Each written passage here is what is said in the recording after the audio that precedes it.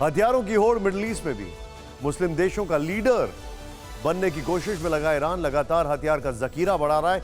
उसको चुनौती एक मुल्क दे रहा है, वो है टर्की। ईरान से जिस तरह के बयान और तस्वीरें आ रही हैं वो विध्वंस का खतरनाक संकेत दे रही है। ईरान से 3 ऐसे वीडियो आए हैं जो बता रहे हैं कि ईरान बड़े युद्ध की तैयारी में लगा है। ऐसी रिपोर्ट्स हैं कि ईरान अपने गुप्त मिलिट्री ठिकानों में बड़ी संख्या में मिसाइलें और ड्रोन इकट्ठा कर रहा है। सुन के आपको हैरानी होगी, रिवर्स इंजीनियरिंग के लिए रशिया ने कई अमेरिकन वेपन्स को ईरान भेजा है। वो अमेरिकन वेपन्स जो यूक्रेन युद्ध में रशिया ने पकड़े हैं, ऐसी रिपोर्ट्स हैं, हम वेरीफाई नहीं करते। लेकिन सबसे बड़ी खबर यह है कि ईरान ने बैलिस्टिक मिसाइलों की तैनाती शुरू कर दी है। ईरान की सड़कों पर बैलिस्टिक मिसाइल लॉन्चर के दस्ते किसी ठिकाने की तरफ जाते दिखाई दिए। एक रिपोर्ट देखिए।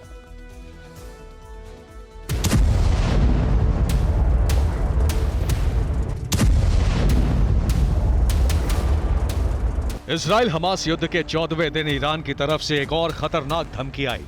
ईरान आर्म्ड फोर्स के चीफ ने युद्ध के और भड़कने का संकेत दे दिया। ईरान आर्म्ड फोर्स के चीफ मोहम्मद बघेरी ने कहा, अगर गाजा में फिलिस्तीनियों के खिलाफ इजरायली फोर्स के हमले नहीं रुके तो इसमें कई और पक्ष शामिल हो जाएंगे।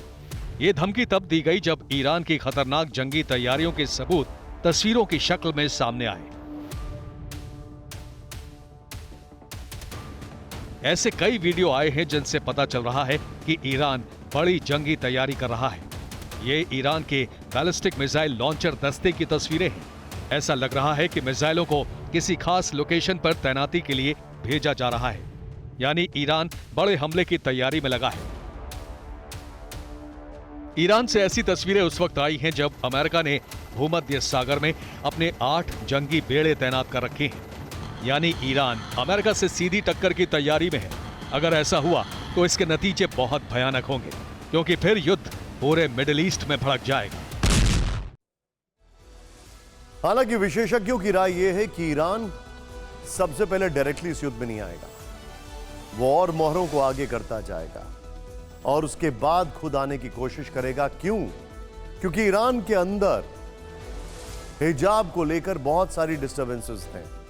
ईरान की इंटरनल पॉलिटिक्स में बहुत सारे क्यास हैं। उससे वो एकाएक निपटने में असमर्थ है। अगर युद्ध हो जाएगा तो इंटरनल और एक्सटर्नल प्रेशर वो नहीं झेल पाएगा।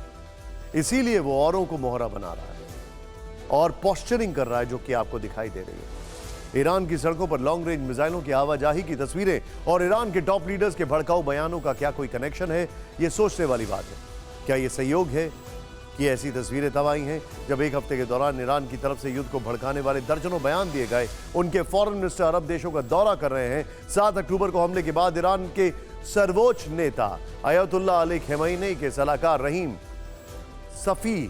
सफवी ने इसका समर्थन किया। उन्होंने कहा कि ईरान गौरवपूर्ण ऑपरेशन अल-अक्सा फ्लड का समर्थन करता है।